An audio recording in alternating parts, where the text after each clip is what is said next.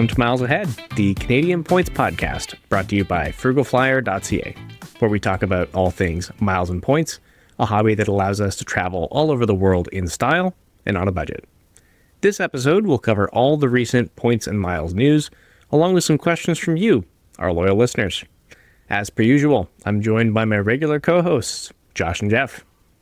Happy to be here, Danny, for our 25th episode today. Very exciting. Wow. Yeah. Quarter of a century episodes. Yes. And apologies in advance if I seem a little bit tired. I did literally just get off of a Swiss Airlines business class flight from Geneva to JFK. So my timeline is all messed up. But we are looking forward to this episode. And the first couple of points and miles news that we have is about the Amex Platinum and Business Platinum in Canada. They are changing their lounge access, but at least we got some warning for it. Jeff, what do we have going on here? Yeah, so Amex is making some changes to lounge access for specifically Plaza Premium lounges and Priority Pass lounges, which because we don't have any Centurion lounges in Canada, those kind of make up the majority of lounges in Canada. So this is a pretty negative change. So you're going to get 6 per lounge network. And what I mean by that is you're going to get 6 complimentary visits for a Plaza Premium lounge and 6 complimentary visits for a Priority Pass lounge.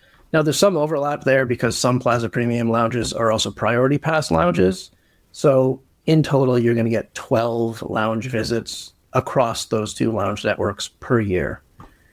There's going to be some ways around that, for example, to extend it to what it once was, which was unlimited lounge visits for both of those networks. So you got to spend $20,000 in a year, and that will unlock the unlimited visits per year. Pretty negative changes overall for what's supposed to be Amex's top-tier travel card in Canada, but they say this isn't going to affect that many card holders, but we'll see. I don't know. What do you guys think? I think the card holders that will be affected are people like us. And I think that's the hardest pill to swallow. You know, you're paying $799, which is pretty much the most expensive card in Canada. Nothing to scoff at. Maybe the lounge access was too good before, but we still see pretty much unlimited lounge access on the United States versions of these cards. So kind of a weird change for me. I'm glad they gave as much notice as they did with the changes not happening till January 1st, 2027. But it kind of takes the value down a notch for these products. I hate to say it. So it's not a great change, I think. No, not a good trend for the direction of things in the Canadian market. I mean, 25 episodes now, we've been griping about the fact that the US market is so much more innovative and so much more exciting with their products. And in Canada, there seems to be not much happening. And the stuff that does happen is bad. It's not good. So, I mean, the other thing that we do need to mention is that if you are a person that has supplemental users with your Platinum cards, if you're paying that $250 supplemental fee, your supplemental users are only going to get 2 visits per lounge network. So pretty significant downgrade there. And at that point, unless your supplemental users are visiting Centurion lounges in the States or flying Delta and getting access to the Delta Sky Clubs in the States, I don't see how it's worth it for somebody to pay for a supplemental card anymore. What do you guys think about that? You might as well just get them the full normal card, honestly, with the credits and points and everything at that price point. So, yeah, but you know what? It's a change. We have at least a year to plan for it. And if you spend $20,000 in a year on your card, then you're going to get unlimited access. Actually, does anybody know if that's going to affect the supplemental cards as well? Would they also get unlimited access again if the main user spends $20,000? I don't know. Yeah, I'm not sure either. All right. We'll have to look into that. If anybody knows, Yeah. If anybody knows, drop a comment on the episode page or shoot us a line, and we'll update this on our next Points and Miles episode or Points and Miles news episode if we have any updates there. But on to some better news from Amex Canada. We now have rebates on Frugal Flyer. Josh, tell us what's going on here. Yes, good news about American Express Canada. Very excited to announce we now offer the American Express Aeroplan Reserve Card on Frugal Flyer with a cashback rebate. Currently, it's at $125 for approved applications. We've been working on bringing these cards to the FlyerFunds program for many years now, and happy to finally launch our first one. While we've only launched with the American Express Aeroplan Reserve Card for the time being, we are expecting to launch more of their portfolio in the future, so keep an eye out for that. Fantastic. Another way to get a little bit more value out of your premium cards, which is going to be our episode that we're going to have in about 2 weeks, where we talk about how you can maximize your premium cards and whether they're worth it, how to try and change your mindset on paying a high annual fee for high perks or high earning. Now, we do have some more card news, but I want to break that up just a little bit with some Air Canada news. Jeff, Air Canada is doing something new and exciting out of Billy Bishop, Toronto City Airport. What is going on here? Yes. Yeah, so they're launching 4 new routes from Billy Bishop. And it's also my understanding is that they are, with these flights, they're adding a new USA pre-clearance facility there, which will be nice for flights to, and the new flights are Chicago, Washington, Boston, and LaGuardia. So I've never actually flown from Billy Bishop Airport, but from everybody that I've spoken to says they really like the convenience. It's not as hectic as, Pearson, and it's just a much more relaxed experience overall. Yeah, no, I love it. I fly Billy Bishop at least 2 or 3 times a year, going to and from New York City and Toronto, where I've got lots of work in the automotive space. So for me, this is more options that I can look at from a points redemption standing if I need to get up there for a last minute redemption or something like that. And I think an overlooked part of this is the partner award bookings as well. So doing things like booking with LifeMiles or, well, actually United is a terrible way to book short haul Air Canada flights, but booking with your LifeMiles, it should be like 6,000 LifeMiles to get from a lot of these American hubs to Billy Bishop. So when these flights go live, really nice opportunity to redeem some miles there. Not necessarily Aeroplan points, but it might have some dynamically low price stuff in there as well. Anybody else have anything to add on that? Haven't flown from Billy Bishop yet, but would love to. You Westerners. Yeah. Got to get me out east first. All right, Westerners. I know nothing about these WestJet updates, but we have many WestJet updates. Please enlighten me. So, first bit of news, WestJet has increased their fee for checked bags. It's gone up by about $5. It's gone up by $6 on some routes, but $5 to $6 roughly to now check a bag on WestJet. So I guess that World Elite MasterCard just got a little more valuable, you could say. And also the other big news with them is that they have announced that they are retrofitting all 40, I believe they have 43 787s. 737 aircraft that are all getting new interiors. And kind of the controversial part of this news is that unless you are willing to pay, all of the seats are now going to be what the airline calls fixed recline. Fixed recline is aircraft speak for no recline. So, yeah. So if you want to have a seat that has the ability to adjust the recline, you're now going to have to purchase an extended comfort seat, which of course is going to cost more money. So a lot of people aren't happy with that, just because, having the ability to recline your seat has just always been part of the deal. And now if you want to do it, you got to pay. So kind of a bummer there. Honestly, I think if this is just a trend that we've been seeing for years, where things that were once included are no longer included. And this is just the next evolution in that. Positive news is that all of these aircraft are going to be getting ultra-fast Wi-Fi. Now, they didn't actually say that it was Starlink in the press release I read, but I think it's Starlink, which is great but I haven't used Starlink yet. But everyone that I have spoken to that has been on aircraft with Starlink says it's amazing. So I'm pretty eager to try that out. And that's going to be free for all WestJet members. So good news and bad news.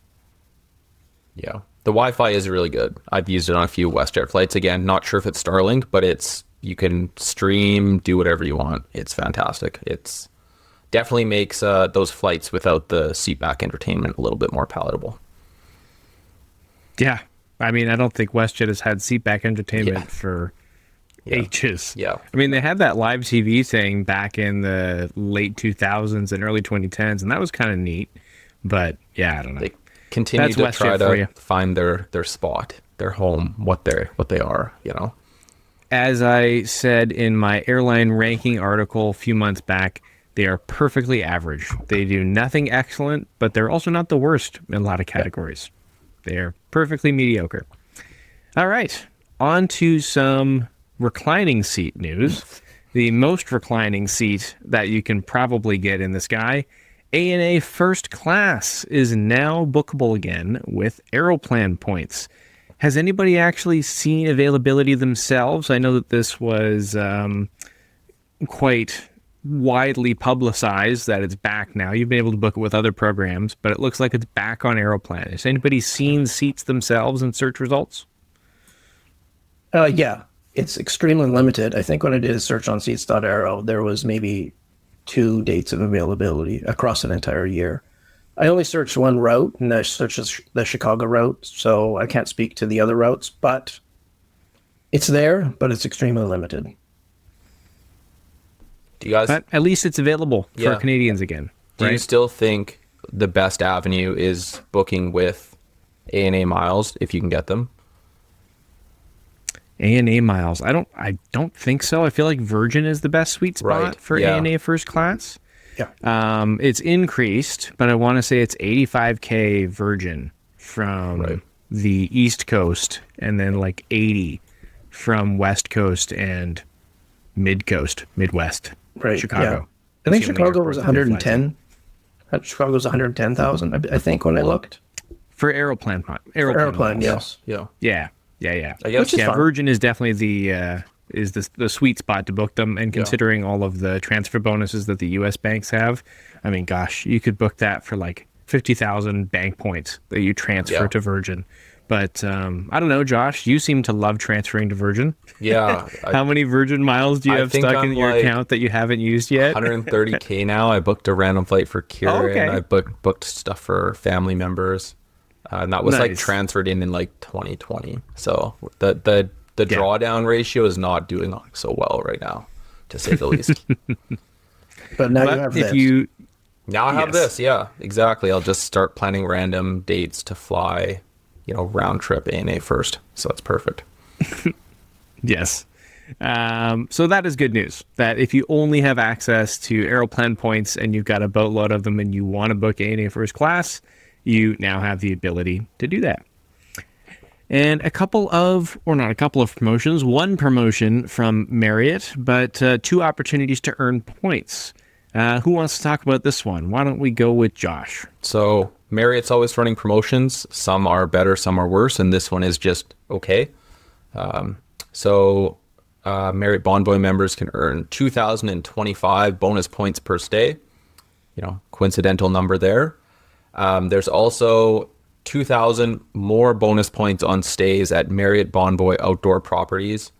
So I've actually never heard of a Marriott Bonvoy outdoor property.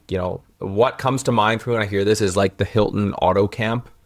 I don't know if, of course, that's just in my mind, that's the connection. So I don't know anything about Marriott Bonvoy outdoor properties. So maybe the real challenge is finding one and booking it to get the bonus points. But if you do find one, extra 2,000. There's a filter for outdoors properties on the search page to see eligible hotels. Haven't looked into it. Could be worth looking into, but I mean, it's 2,000 points. I wouldn't, get out of bed for it personally. Yeah, so like you I've wouldn't never get heard of. outdoors bed for it. Out of a nice I actually did a little camper. bit of looking. Yeah. Yeah, I did some looking into it because I hadn't heard of it either. And there's apparently over 400 of them. And the outdoors properties are essentially, think of like ski resorts. That makes sense. Like, yeah, ski destinations, beach resorts, maybe some like eco-tourism type of property. Those Gotcha. types So of it's not places. like camper van outdoors, like No. Hill and Auto Camp. Okay, that's good to know. Those may be in there, but Yeah. the examples that were on the Marriott website were, ski destinations and such. Cool. Places that you'd be doing outdoorsy type of That things. makes sense. Yeah. Yep. Yeah. So there's a new promotion out there, potentially 4,025 bonus points per stay. So to maximize this, one night stays, I guess, would be a hotel or mattress runners paradise. But for basically $40 worth of points, you're not going to want to mattress run this. If you happen to need a hotel stay and you want to search by the outdoor filter to see if there's something that's the same price or maybe a little bit more, that would be the only thing. Or maybe it's a happy accident that you stay at one of these outdoors properties. So nice to know. And then we also have news with WestJet and TELUS. And these are both very Western companies. So I'm going to let Jeff tell us all about WestJet and TELUS and their mashup here. Yeah, so I don't fly WestJet that often, but we do have TELUS. We do use TELUS as our home internet provider. So I do have a TELUS account, and I did link my WestJet account to my TELUS account just to see what it was all about. It's okay. This is not like, although technically TELUS is now a new flexible points currency because you can transfer them to WestJet if you really want to, think about it that way. But this is not the one I think we had in mind. But anyway, you can redeem WestJet points for a statement credit on your TELUS bill. You can, and vice versa. You can redeem WestJet points for TELUS services. And you can also convert your TELUS points into WestJet points. The conversion rate is not great. It's 10,000 TELUS points to 670 WestJet points. Now, 670 WestJet points is worth approximately how much? Is it 100 points is $1? Yeah, so it's $6.70. Okay, yeah. So and what else could you use a TELUS point if you didn't transfer them to WestJet? They have a merchandise store, so you can get like gift cards for restaurants. High value stuff. Yes, High value you can stuff. get like I think BC Ferries tickets. You can get you can get bill credits. Sounds like yeah. Sounds like Tim's points to me. Yes. I stopped collecting Tim's rewards points because they're just useless. But McDonald's actually has a good loyalty program and did not get too far off track.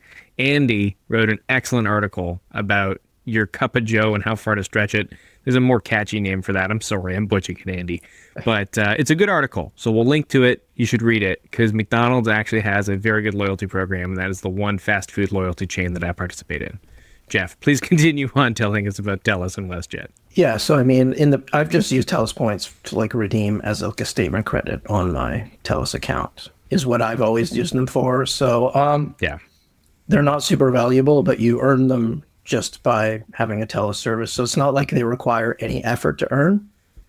Yeah. So if you don't have any use for your TELUS points and you like WestJet, then I mean, hey, it's just a bonus as far as I'm concerned. Yeah, it's another option. Yep. All right. That wraps up things from WestJet and TELUS, and we're now moving on to a short-lived sale by the time that this publishes. So you're going to have to act quick if you are listening to this right as it publishes on, what is it going to be, November 1st that it's going to publish October on, Josh? 31st. Or the 31st? October 31st is when this is going to publish. So you're going to have exactly a week pretty much to take advantage of this. And before I lead you too far astray, I'll let you know what I'm talking about. So this is a 25% off award sale with Porter. You have to book by November 6th, and you have to travel before April 30th. And I think this is actually a pretty sweet sale if you have the flexibility to book within the next week, and you can travel before the 30th. But you can travel between Toronto and New York City for under 4,000 Porter points, 3,750 to be exact, which is pretty spectacular. And you can go transcontinental for like 6,000 points, and even over an ocean for like under 20,000 Porter VIP points. So overall, it's a pretty sweet promotion. And if you probably won't be able to sign up for the card and get any bonus miles, but if you have any Porter miles that are already sitting in your account and you're not sure what you're going to do with them, now is maybe some speculative booking time, right? See what you can put together, and good opportunity to get, well, at least a heck of a lot more value than you would have gotten out of your Porter points in the past. So that wraps up the Porter points sale or award sale. And then we've got the Air Canada Bag Buddy. Now, Jeff, I think you put this note in here. I am very familiar with Air Canada. I think I've taken 37 flights with them this year, if my Flighty app is correct. And I have not seen a Bag Buddy update, but I have previously gotten updates of my bag coming out. So what is the difference between the Bag Buddy and the previous system that Air Canada had in place? Yeah, so there's very little difference, honestly. What I think this is doing is just adding a bit of a human element to the journey of your checked bag. So, for example, you used to see, you used to get a notification that your bag was loaded, yes, and it was unloaded, and what carousel it was going to be at. Now, all they've done is simply add that your baggage was handled by a specific person that is going to list his name. There's really nothing else to it other than that. I think this is just another extension of airlines trying to add as much technology to their app as possible, and trying to make their app as user-friendly as possible, and at the same time, maybe give you a bit more assurance that your bag was actually handled by a human being, that it's where it's supposed to be. Cool. Yeah, I like it. Honestly, the United app, I've talked about it before, I think on the show, that I love the United app and how advanced it is, and Air Canada is obviously keeping pace and innovating with that. So that's nice to see. But Josh, we've got an exciting new route from an Aeroplan partner that a lot of people probably don't know about, or even know that this airline exists. So this is from Toronto to Europe. And I think it's pretty exciting, but why don't you give us some more details? Yeah, so the partner we're talking about is Air Serbia, which I have not flown, kind of a niche, but they're adding a route from Toronto to Belgrade in Serbia, which is a unique way to get to Europe next summer with a little bit more comfort. They do also fly from New York, JFK, and Chicago as well, depending on where you're located or what's easy for you to get to. So kind of an interesting opportunity to book something different. I'm not sure what availability is like, but it would be worth looking into if you're looking to fly out of Toronto.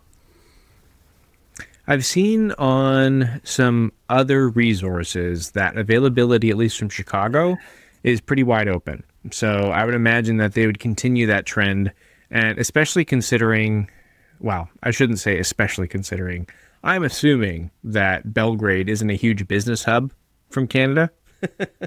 So this is a pretty leisure-heavy route. And on leisure-heavy routes or on the seasonal routes, we often see batches of availability come up. This could also be something that you can include in a more complex Aeroplan itinerary. So even if you don't want to visit Serbia or Belgrade, you could fly there and then continue on with many other of Aeroplan partners. Like you can get to Poland from Belgrade. You can get pretty much anywhere. So if all you care about is a lie flat bed and you don't mind adding on a little bit of time to your journey, this could be a really good opportunity. And there was another thing that I wanted to add on that, but we'll come back to it. I think what you hit on there, Danny, was really interesting, which is like sometimes the biggest problem is just getting over to Europe, right? Find the flight that'll get you over there, because then intra-Europe on Aeroplan or any other program is so easy. So take what you can do to get over there and then build that itinerary from that. And so I think that's a great tip and a great flight to take advantage of to do exactly that. And I remember what I wanted to say, which is that Air Serbia appears from the seat map and everything to have the exact same seats as Malaysia Airlines business class, which is something that I wrote about and got to fly, and I enjoyed it. I thought the seats were comfy. Now, they're not all created equal, so you'd want to have a good look at the seat map, make sure you select your seats far in advance, but you can get a little sneak peek of what to expect, at least from the hard product on Air Serbia, by checking out my Malaysia Airlines review. All right, our last piece of news before we get to the questions of the month, which we have many this time, is that Rove Miles has kind of broken the points and miles internet with the fact that you can now book hotels through their portal. So to be clear, this isn't clicking through a shopping portal. This is booking directly on rovemiles.com for chain hotels. You'll get elite nights. You'll also get all of your loyalty benefits, and you'll earn your hotel points. So as a Marriott Gold or Platinum member earning 12.5 or 15 points for every dollar that you spend, you're still going to earn that on top of the Rove Miles booking, which can be as much as 10 points per dollar.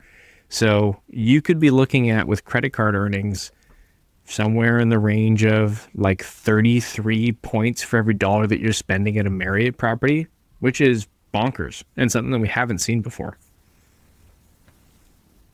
Has anybody tested this yet? Because, and my question also is like, which hotel chains is this a part of? Is this all of them, or is this a select few? Well, as far as I know, the big three. So Hilton, Marriott, and Hyatt all should be good to go. And then on top of that, I would imagine that IHG is included in that as well. But the hot tip that I have is the Rove Miles Insiders Facebook group has like 500 members, and the owners of the website are in there all the time responding to people.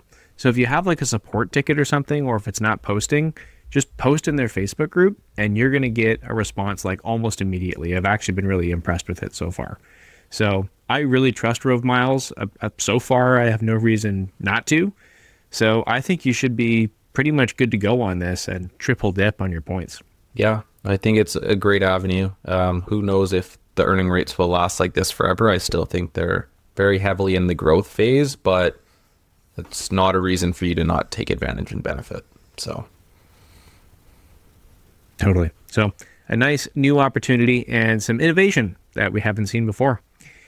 All right, and that'll wrap us up for news. Moving on to our questions of the month, and we've got quite a few this time around. Starting with Steven. Steven submitted on the podcast forum, and he had quite a long question, but the long and the short of it is that he currently has the TD Aeroplan Visa Infinite, and he's curious about upgrading to the Privilege card, but he's a little bit concerned about that because he doesn't have the necessary income requirements they list on the website. Basically, he's saying, are they going to ask me for income verification? I've seen other people get automatic upgrades or an email targeted to say, hey, you can upgrade your card even if they don't necessarily meet the income requirements. What kind of advice do you have here for Steven, guys? Yeah, it's not uncommon for banks to want to push people towards a higher tier of card. Just it's, more revenue for them. Kind of a multi-pronged answer here. So definitely when it comes to income, banks can and will ask for verification. So just something to be aware of. I will say I've product switched a few TD cards, as I know others have on the podcast. And if you switch to a product, on the phone, they just ask you, do you meet the personal or household income requirements for this product? So that's something to keep in mind. It wouldn't surprise me to hear if they're doing targeted upgrade offers. It's, not the first time we've heard of that in Canada. American Express kind of does similar things with a lot of their products. And so that could be worth, in the question, it was mentioned, if I spend a lot on a card, will I get an upgrade offer? The nuances and who gets targeted and how they get targeted, it's a black box. So, I wouldn't say, put $30,000 on it and hope you get the upgrade. But maybe putting more spend on it could be worth it. But, if you really were interested in a card, I would probably go down the avenue of switching if it was me. Yeah, if he wants a premium Aeroplan credit card, he could just get the Amex personal Aeroplan Reserve card, which has no income requirements, Yeah. and it's the exact same card. Yeah. Honestly, that's Well, Yeah, so okay, go to for it, interject Danny. quickly, yes, sorry, Jeff. I hate to do this to you, and we've got a bunch of questions to get through, so I hate to do this to listeners as well. But you get 6 Dragon Pass Visa Airport Companion passes with the Visa Infinite Privilege cards, and that is a pretty significant deal for somebody that's only going to have one premium card. So I can see the appeal for a Visa, being able to spend everywhere. But I agree, if you're in it for the rollover, which isn't that great anymore going into 2026, could be an option for sure. Yeah. All right, moving on to our next question from Mike. Mike has recently found our channel on YouTube. He quite likes it, but he's curious about earning SQC with Rocketmiles. He went to the e-store and he didn't see them there. And then when he went to the Rocketmiles website, it's not an option to select earning Aeroplan points in the drop-down menu. He even emailed Rocketmiles, and they said they're not currently offering Aeroplan points as a reward. We were actually stumped by this question because on the Aeroplan partner website, Rocketmiles is still listed. But when you go to the Rocketmiles website, currently, at the time of recording, you can only earn United, Atmos, Amazon, Atmos, which is Alaska Miles, Qatar, Turkish Miles and Smiles, Virgin Atlantic, or Amtrak rewards. So it maybe seems like Rocketmiles is constantly fluctuating. I've only used Rocketmiles like once before to earn some AA Advantage miles. So yeah, Mike, good catch. I mean, you've done the work to see that. Unfortunately, we can't earn SQC with Rocketmiles at the moment. So a PSA to everybody that our hack for earning lots of SQC quickly may be gone sooner than it was available as an option. But we've got another Mike with a question, and he asks, on the how to close your credit cards like a pro video, you mentioned that the Canadian Tire card comes with roadside assistance. I'm curious how it compares to the TD Cashback Visa roadside assistance. And I hate to be a Mike hog, but I don't know if anybody else has experience with both of these programs like I do. So I guess this is just my bad luck, but I have literally used both of these benefits before. And I can say that the Canadian Tire program is superior in my opinion. And my only experience with this is I got a flat tire when I was driving on Vancouver Island, and I was able to get picked up by a tow truck, brought to a Canadian Tire. They charged me $30 to put a plug in the tire, and I was good to go. When I tried to do the same thing when I was in Ontario with my TD card, the tow truck just didn't come when I was having a lockout incident when my keys were locked in the car. And eventually what happened is I just called a separate company. They charged me about $200, and I submitted that for reimbursement. And TD roadside assistance basically said the maximum we pay for a lockout is $100. So here's a check for $100. So I was out $100 versus being able to be towed to a Canadian Tire Center and getting that squared away. Different situations, but my experience has been the Canadian Tire MasterCard with no annual fee. Significantly better service than what I found with a cashback card that does include the roadside assistance, but you're paying an annual fee for that cashback infinite. What is it, $139? I think so. Yeah. Somebody fact check me on that. Sounds right. Yep. Yeah, if you say it with enough confidence, it's true. Yep. No, I think the Canadian Tire card is, the majority of the team has it. The no annual fee is phenomenal. The roadside assistance is great from what I hear. And you have Canadian Tire bill pay for bill paying some random weird categories that you can earn points on. So we'll include a link to that article in the show notes. But definitely that would be probably the better pick of the two. Okay. Our final question of the day comes from Maddie, and she submitted on our podcast form, and she was curious if we are still getting product switch welcome offers with RBC.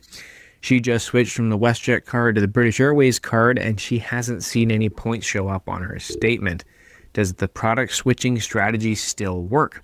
Thanks so much. It is so great having a Canadian-based Points and Miles podcast. Well, thank you very much for the compliment, Maddie. But what do you gentlemen think? What is going on with RBC and product switching? It's always a fluid state, but what's our current data points that we have now? I would say it hasn't been as reliable as it has in the past. But for certain cards, I think in my case, I have seen some work and I have seen others not work anymore. Whether that's just up to random chance, I don't know. It's hard to say whether these are always a very much a coin flip, as I would call them. Sometimes you may get it, sometimes you may not. There's no hard and fast rule to RBC product switching. It seems like they may be starting to tighten the screws on this type of activity. Impossible to say what's going to happen in the future, but for now, it still does work. In some cases, it may not. I agree. Well said, Josh. And on that note, thank you so much for tuning in to this episode of Miles Ahead. Don't forget to subscribe and leave a review on your favorite podcast platform. If you have any questions about anything we discussed, please leave a comment wherever you're listening or on the episode page at FrugalFlyer.ca.